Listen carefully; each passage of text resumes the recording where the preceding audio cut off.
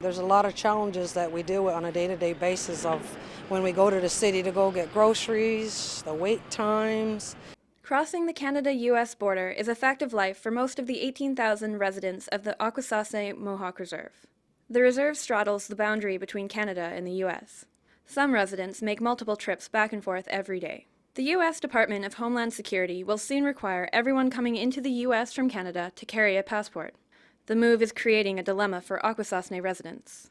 The biggest factor with the Canadian passport is the fact that you have to declare nationality, Canadian citizen or U.S. citizen. And as Oglahoma people, we are not Canadian citizens or American citizens. It is widely held that First Nations people have a right to cross the border freely.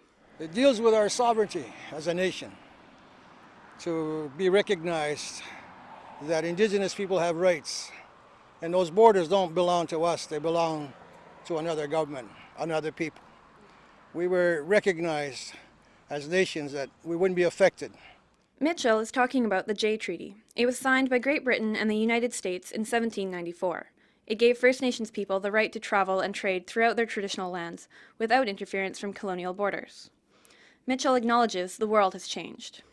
But you also got to recognize that in today's realistic situations with terrorism and things that are being taken across back and forth in the borders, it could be guns, explosives, drugs, that we have to work with the governments and we have to declare and go through everything.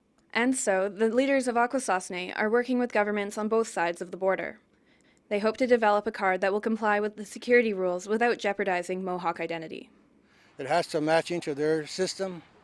It has to be done a certain way that that information will not be tampered with, tamper-proof cards. And it's going to be expensive, but it'll be worthwhile. I think the recognition of the nations will be worthwhile too. Only 300 members on the Canadian side carry passports. These residents see having a passport as a necessity rather than an affirmation of identity. But unless all sides can come to an agreement on an alternative form of identification, residents will have no choice but to obtain passports. With less than a year until the Department of Homeland Security enforces the new regulations, the time for settling this discontent is running out.